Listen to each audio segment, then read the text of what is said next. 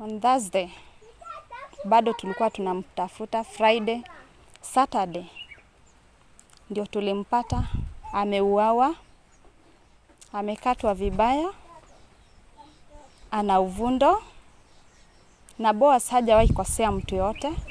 Ni mtu mzuri sana. Nimeachwa na watoto 4. Mdogo ako na 6 months. Yeye ndio amekuwa anatulisha, tunakunywa. Mimi mwenyewe nilikuwa na yeye personally mahali panaitwa Bypass Garden. Tukaongea na yeye, tukacheka na yeye. Whereby alinieleza ya kwamba hana pesa ya chama, ndio maana anataka kufanya hiyo usiku apate pesa ya chama. Nikamwambia mimi naelekea kwa nyumba. Tukaachana na yeye hivyo. On Sunday mimi kuja kasi nilishangaa sana wakati nilipata wenzangu wakiwa Bristol Police Station ambapo walikuwa wameenda kuripoti kupotea kwake. Watu wadudu wanauliwa, watu wadudu wanaibiwa pikipiki, hakuna usaidizi hata kidogo.